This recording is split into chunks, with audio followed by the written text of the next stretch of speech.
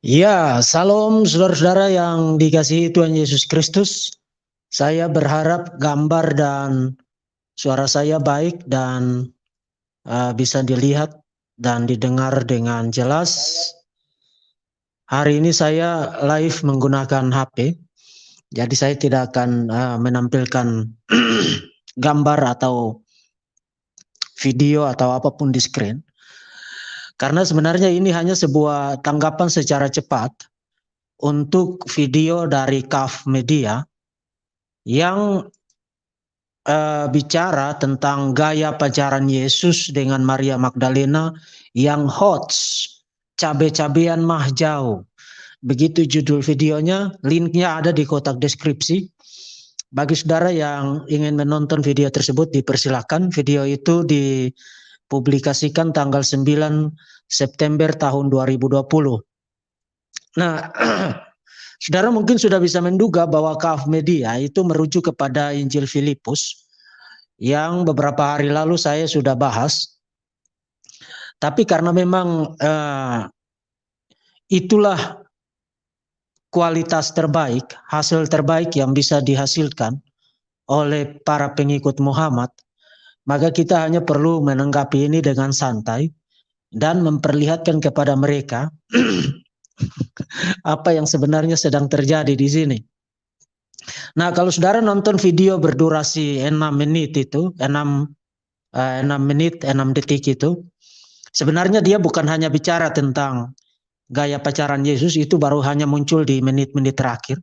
Tapi supaya membuat videonya agak panjang, dia ngoceh juga tentang beberapa isu yang lain.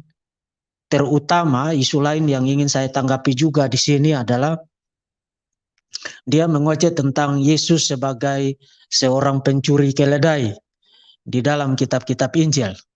Nah, sebenarnya sebelum bahas tentang gaya pacaran Yesus dan Maria, mari kita bahas dulu tentang isu yang pertama ini. Menurut KAF Media, kitab-kitab Injil menceritakan Yesus sebagai seorang pencuri keledai. Nah, isu itu adalah sebuah isu basi yang telah muncul sekitar 10 atau belasan tahun yang lalu. Itu zaman-zaman saya masih berdebat via Facebook di Center for Logical Defense. In fact, pada masa itu, kalau saya tidak ingat itu sekitar tahun 2006, saya sudah menulis sebuah artikel di blog saya yang membantah atau yang memberikan penjelasan defensif mengenai tuduhan itu. Nah, saudara bayangkan pada masa itu, orang-orang Kristen hanya boleh memberikan jawaban defensif. Itu sebabnya kalau saudara baca artikel saya, nanti saya akan cantumkan di kolom komentar link dari artikel saya itu. Pada masa itu orang-orang Kristen hanya boleh memberikan jawaban defensif dan hanya Muslimlah yang boleh terus-menerus menyerang. Itu pada masa itu. Nah, kita beruntung karena sekarang situasinya sudah terbalik. Sekarang situasinya sudah terbalik. Muslim membuka mulutnya satu kali, kita akan menghantam mereka 10.000 kali. Mereka bicara dengan nada yang agak tinggi, kita akan menjitak mereka berpuluh-puluh juta kali. Sebab dunia ini tidak bisa lagi memahami sikap supremasis yang terus-menerus dimiliki oleh Muslim. Hanya mereka yang boleh mengkritik, hanya mereka yang boleh menyerang. Tapi begitu mereka diserang, mendadak mereka menjadi seperti anak kambing yang habis minum racun sianida sambil ekornya kejepit oleh engsel pintu, lalu teriak-teriak, embe, nabi saya dihina, nabi saya dinista. Sekarang sudah tidak begitu lagi. Jadi berhenti mengembek-gembek dan menghadapi serangan balik setiap kali kamu membuka mulut mengenai kekristenan. Nah, kita mulai dari isu yang pertama. Karena saya hanya akan live sekitar 30 menit sampai 40 menit.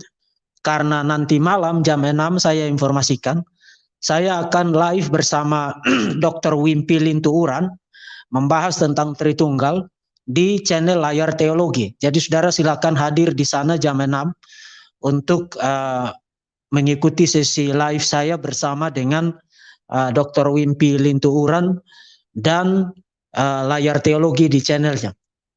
Nah, Kita mulai dari isu yang pertama, Yesus dalam pencurian keledai. Narasi itu ada di dalam keempat kitab Injil. Ada di dalam keempat kitab Injil. Injil Matius pasal 21, kemudian Markus pasal 11, kemudian Lukas pasal 19, dan Yohanes pasal yang ke-12. Nah, kalau saudara membaca tentang narasi itu di dalam konteks kitab-kitab Injil, narasi itu merupakan momen yang paling krusial di dalam tahap terakhir kehidupan Yesus di bumi. Yesus memasuki Yerusalem dengan mengendarai seekor keledai. Dan itu merupakan satu prosesi royal, prosesi kerajaan yang menjadi salah satu penyebab kenapa Yesus dihukum mati, dihukum melalui penyaliban.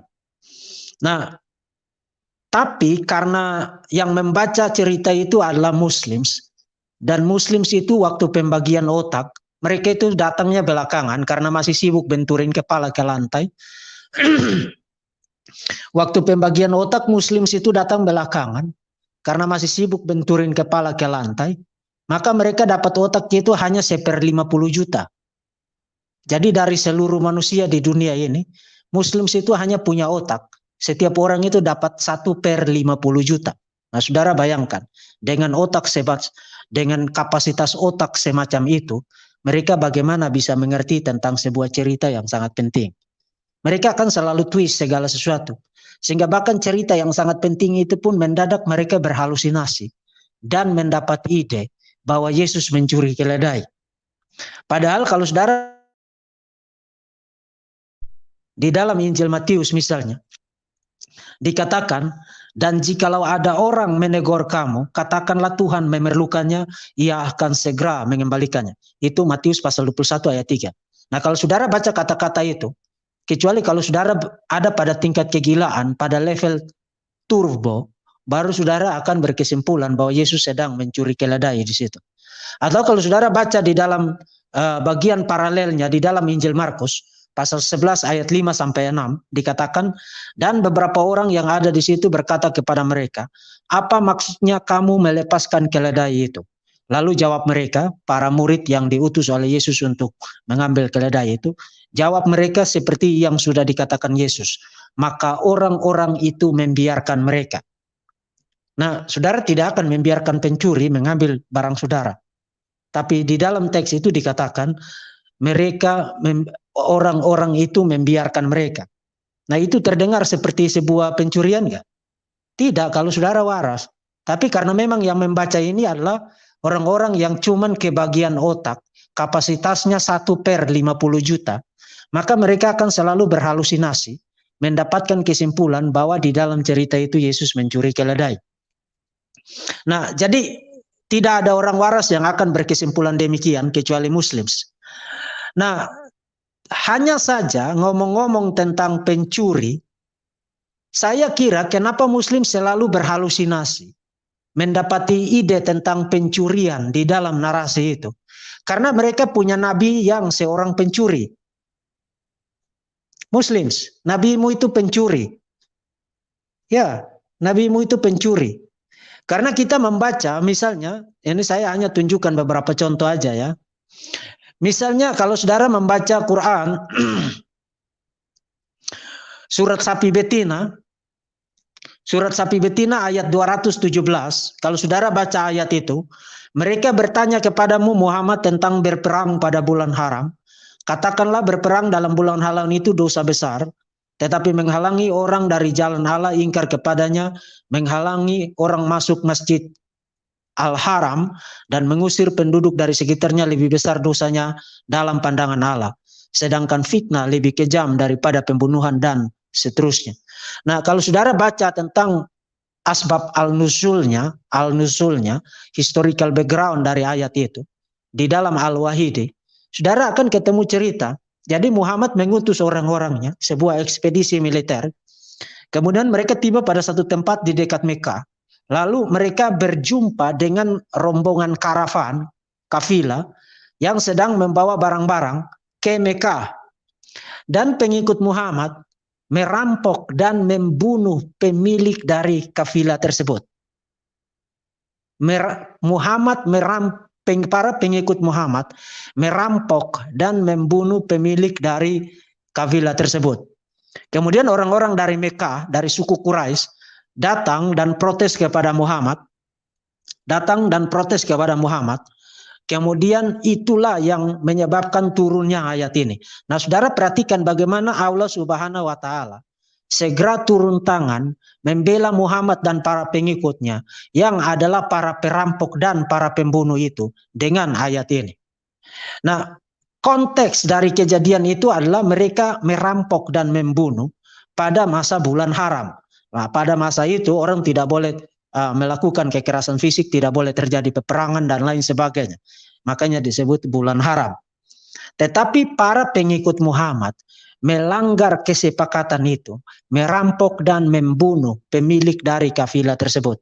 Lalu orang-orang dari suku Quraisy di Mekah datang protes kepada Muhammad.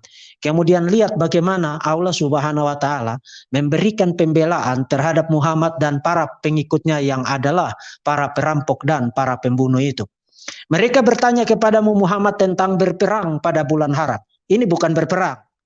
Mereka sedang datang protes karena para pengikut Muhammad merampok dan membunuh pemilik kafilah yang membawa barang-barang ke Mekah. Itu ada di dalam Al-Wahidi Asbab Al-Nuzul. Jadi jangan kamu datang ke sini ngoceh bahwa oh itu tidak benar, itu tidak benar. Jadi ini bukan tentang perang. Allah Subhanahu wa Ta'ala mulai ngarang di sini. Mereka bertanya kepadamu Muhammad tentang berperang pada bulan haram. Seharusnya di dalam ayat ini Allah Subhanahu wa Ta'ala bilang begini. Mereka bertanya kepadamu tentang merampok dan membunuh pada bulan haram. Itu baru tepat. Itu baru tepat Allah Subhanahu wa Ta'ala. Jadi tolong kalau kirim wahyu lagi pada Muhammad, koreksi ayat ini. Karena ayat ini tidak bicara tentang berperang. Ayat ini bicara tentang para pengikut Muhammad di bawah pimpinan Muhammad merampok dan membunuh khalifah yang membawa barang-barang ke Mekah. Jadi harusnya bicara tentang itu. Katakanlah berperang pada bulan. Ini bukan berperang Allah Subhanahu wa Ta'ala. Kenapa kamu salah terus? Harusnya kamu bilang merampok dalam bulan itu adalah dosa besar. Kamu membuatnya membagus-baguskan itu dengan kata berperang. Bukan berperang. Allah Subhanahu wa Ta'ala. Koreksi, interupsi. Berperang dalam bulan itu adalah dosa besar. Lalu saudara perhatikan kalimat selanjutnya bagaimana Allah Subhanahu wa Ta'ala memberikan pembelaan. Tetapi menghalangi jalan orang dari jalan Allah, ingkar kepadanya, menghalangi orang masuk Masjid Al-Haram dan mengusir penduduk sekitarnya lebih besar dosanya. Nah, ini maksudnya apa? Maksudnya itu begini supaya saudara tahu.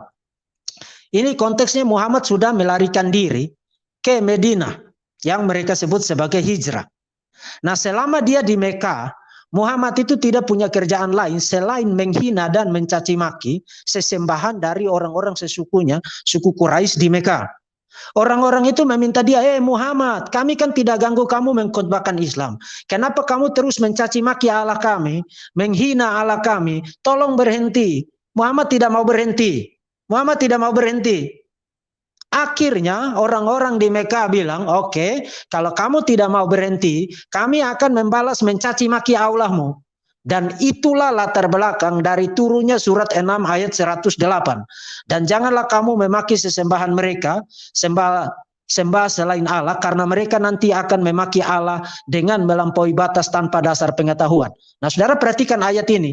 Ayat ini tidak melarang Muslim untuk jangan memaki sesembahan agama lain. Ayat ini mengatakan kepada Muslim, jangan kalian memaki sesembahan agama lain karena nanti mereka akan memaki Allah. Dengan kata lain, kalau mereka tidak punya kemampuan untuk membalas, tidak apa-apa maki-maki agama Allah mereka. Tapi kalau mereka mampu untuk membalas memaki, maka jangan kamu memaki mereka. Itu logiknya begitu. Nah, karena situasi itu, orang-orang Mekah mulai melawan Muhammad. Dan karena Muhammad itu pengecut, dia tidak punya kekuatan di Mekah. Akhirnya dia kabur melarikan diri sebagai pecundang ke Mekah.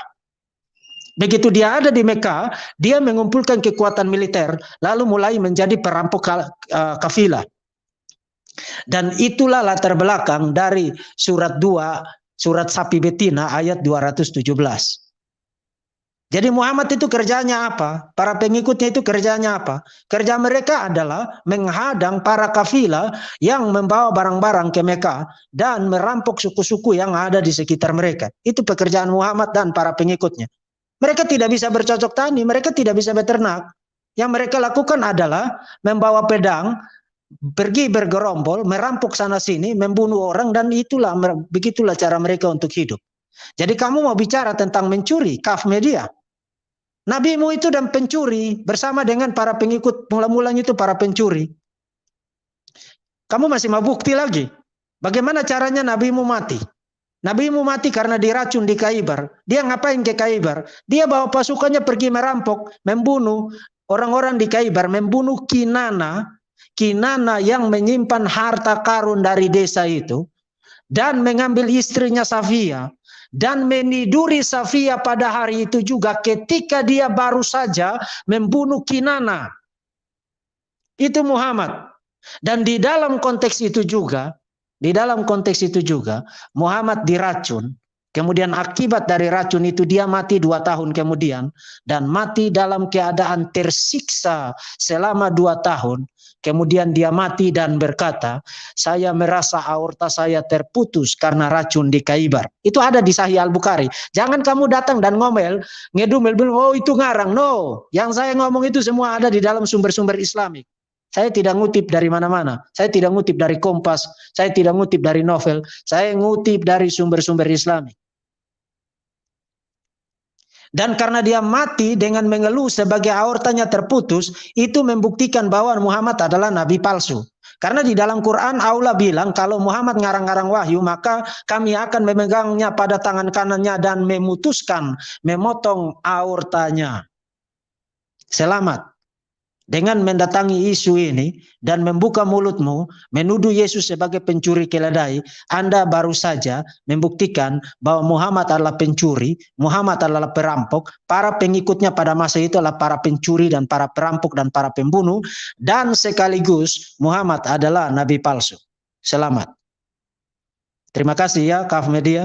Nah, itu isu yang pertama. Jadi kalau kamu mau bicara pencuri, kamu mau bicara pencuri, kita bisa bicara sampai besok pagi tentang pencurian dan perampokan dan pembunuhan yang dilakukan oleh nabimu.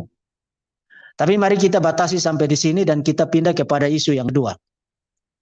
Isu yang kedua, kalau saudara ingat presentasi saya beberapa hari lalu tentang Yesus menikah yang diangkat oleh Menakem Ali, dan diangkat lagi oleh Nandar baru-baru ini. Dan sekarang Kaf Media menambahkan sendok patahnya membahas tentang isu ini.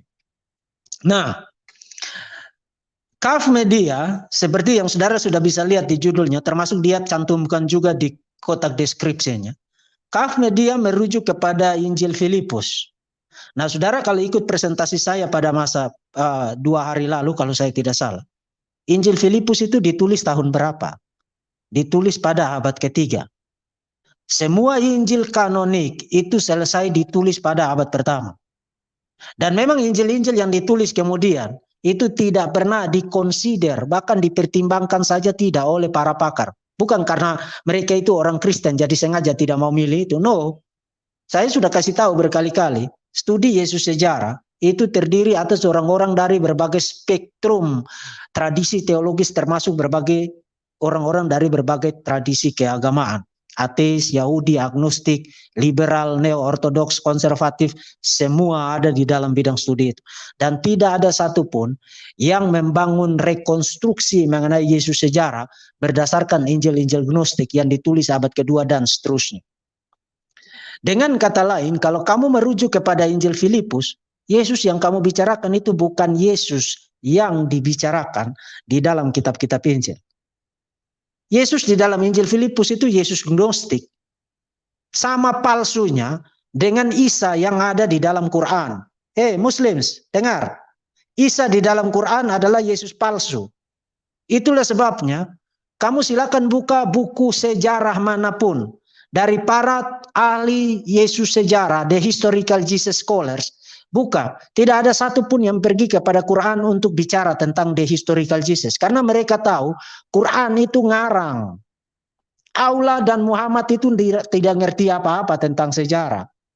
Jadi Isa yang kamu baca di dalam Quran adalah Yesus fiktif, Yesus palsu. Dan kamu bicara tentang membelokkan sejarah? Yang muncul belakangan itulah yang membelokkan sejarah, bukan yang duluan. Otakmu taruh di mana? Apakah kamu pernah berjalan pakai kaki dan kakimu ada di atas? Berjalan pakai kepala dan kakimu di atas?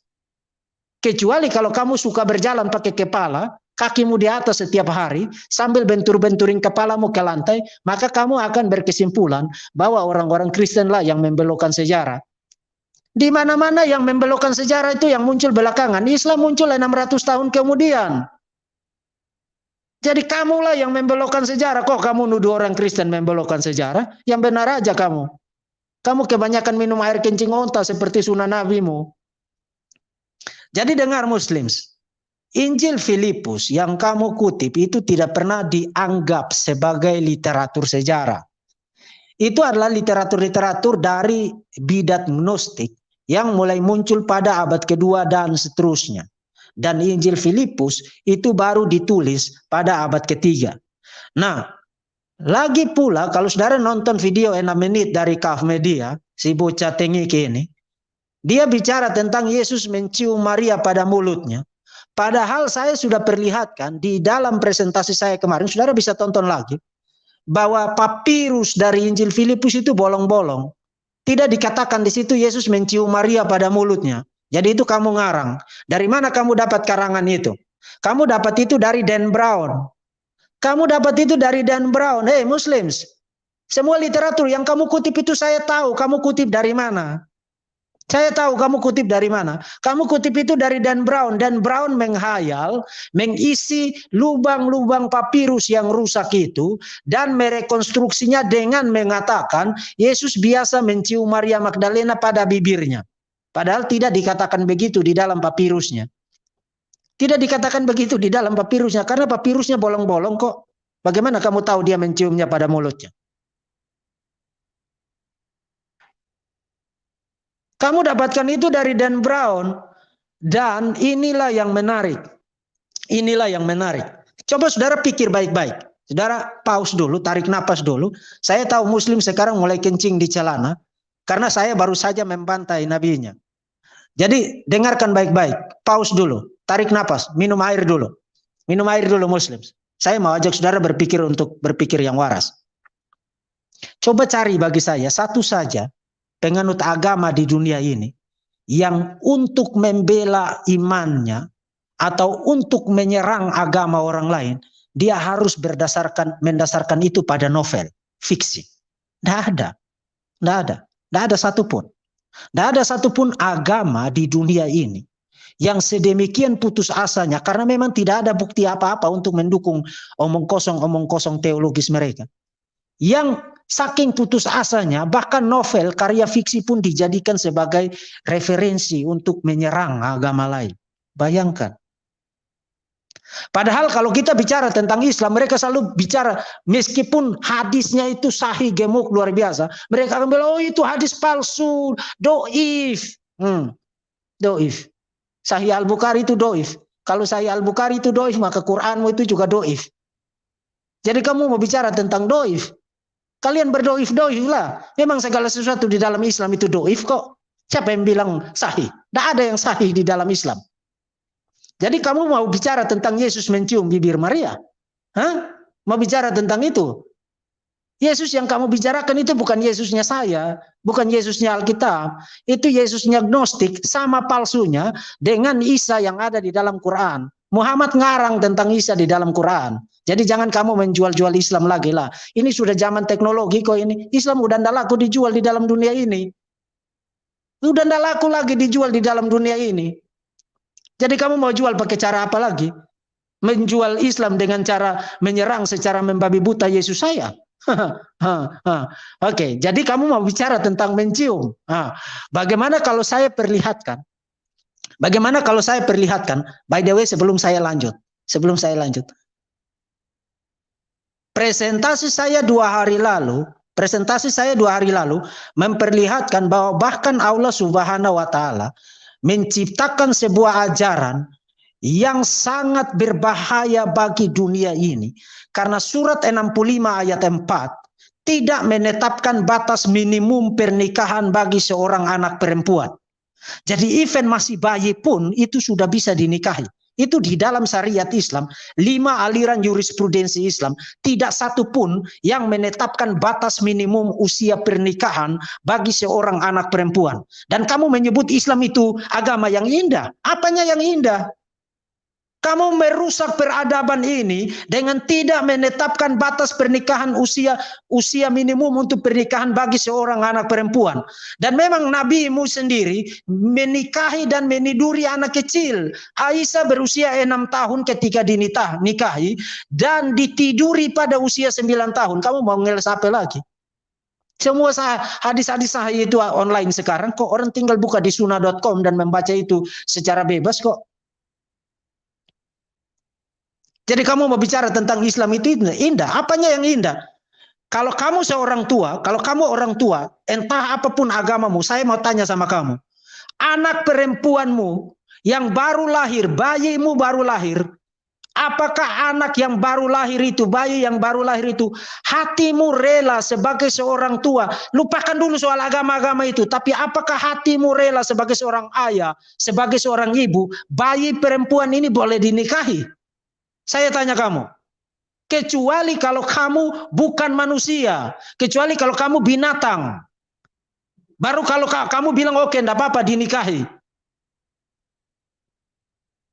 Jadi ini ajaran apa? Ini ajaran apa? Silakan para scholars muslim meresponsi apa yang saya katakan di sini. Surat 65 ayat 4 tidak menetapkan batas usia minimum untuk pernikahan bagi seorang anak perempuan, dan memang 5 aliran jurisprudensi Islam, 4 di dalam tradisi Sunni, Malik, Hanafi, Hanbali, dan Syafi'i, dan 1 di dalam Syiah, tradisi Syiah, Ja'far, pun tidak satu pun menetapkan batas usia minimum pernikahan bagi seorang anak perempuan. Dan kamu menyebut itu agama. Itu agama apa? Itu agama apa? Saya tidak mencela kamu sekarang. Saya mengatakan apa yang tertulis di dalam sumber-sumber kalian. Baca semua tafsir terhadap surat 65 ayat 4. Semua mengatakan begitu. Jalalain, Asbab al-Nuzul, Al-Wahidi. Kemarin saya perlihatkan. Ibn Abbas, Tanwir al-Mikbas. Bahkan kalau saudara nonton video presentasi yang saya terjemahkan dari Demask Arab, dia translate dari literatur-literatur berbahasa Arab. Tafsiran terhadap Sahih Muslim, tafsiran terhadap Sahih Al-Bukhari, dan menyatakan bahwa merupakan sebuah ijma, sebuah kesepakatan para ulama muslim bahwa tidak ada batas usia minimum pernikahan bagi seorang anak perempuan. Dan itu bahkan dia tampilkan juga cuplikan rekaman video dari para ulama muslim yang menegaskan hal itu. Jadi kamu mau membungkam siapa sekarang? Mau membungkam siapa sekarang? Itu semua fakta. Itu semua fakta. Kamu mau menyangkal apa? Mau menyangkal apa kamu? Tidak ada. Kamu tidak bisa menyangkal apa-apa. Tidak bisa ngeles lagi. Nah, tapi itu hanya poin, saya hanya ingatkan itu aja. Jadi in case saudara-saudara, kalau saudara masih ingin waras, jaga baik-baik anak perempuanmu yang baru lahir. Karena kalau mereka jatuh ke tangan muslim, mereka bisa nikahi, begitu lahir sudah bisa dinikahi. Nah, karena Kaf Media bicara tentang mencium bibir. Kaf Media bicara tentang mencium bibir, bagaimana kalau saya tunjukkan nabimu mengulum lidah seorang bocah laki-laki? Nabimu mengulum lidah seorang bocah laki-laki. Apakah Anda sekarang mulai jijik? Saya berharap Anda mulai jijik. Sebab kalau Anda tidak jijik sekarang, mungkin mental Anda atau kejiwaan Anda sedang terganggu. Tapi itulah yang dilakukan oleh Muhammad. Itulah yang dilakukan oleh Muhammad. Ada sebuah hadis yang terkategori hasan. Nah, memang di dalam ilmu hadis, hasan itu adalah grade kedua setelah sahih, ya, sahih, hasan. Dikasih grade hasan oleh Al-Albani di hadis Al-Adab Al-Mufrad, hadis nomor 1183. Ini hadis dari Abu Hurairah. Abu Hurairah saudara tahu ya. Abu Hurairah berkata, saya tidak pernah melihat Al-Hasan. Al-Hasan ini seorang bocah kecil. Tanpa mata saya penuh dengan air mata. Without my eyes overflowing with tears. Jadi ini Abu Hurairah terharu luar biasa. Nah, kenapa dia terharu? Dia terharu karena Abu Hurairah melihat Muhammad biasa mencari anak laki-laki ini, bocah laki-laki ini, dan dikatakan, saya tidak mau jelaskan, saya baca aja. Mereka pergi ke masjid, kemudian Muhammad mencari anak bocah laki-laki ini, dan Muhammad bilang begini, call the little one to me. Maksudnya panggil Hasan untuk saya. Hasan came running and jumped into his lap. Hasan datang berlari dan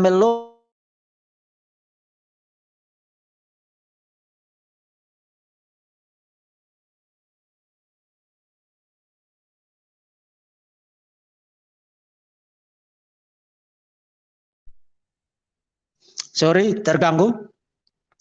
Kemudian then the prophet, lalu Nabi, then the prophet open his mouth, membuka mulut Hasan, membuka mulutnya, open his mouth and put his tongue, menaruh lidahnya di dalam mulutnya, put his tongue in his mouth.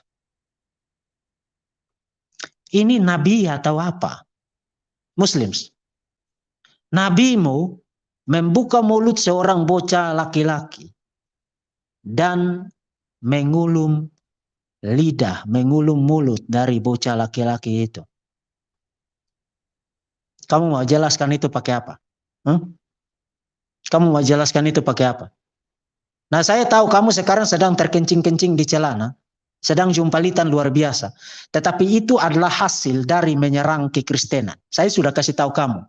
Satu kali kamu membuka mulut menyerang kekristenan, saya akan membalasnya tanpa belas kasihan. Ya, saya akan membalasnya tanpa belas kasihan. Karena kita sudah tidak bisa lagi memahami serangan demi serangan membabi buta tanpa dasar terhadap kekristenan. Jadi setiap kali kalian membuka mulut menyerang kekristenan, saya akan membalasnya tanpa batas dan tanpa belas kasihan. Saya tidak akan menyerang duluan. Saya tidak akan menyerang duluan. Tapi setiap kali kamu membuka mulut membahas tentang Tuhan Yesus saya, membahas tentang Alkitab saya, membahas tentang iman saya, maka saya akan membalasnya secara tidak terbatas dan tanpa belas kasihan. With no mercy.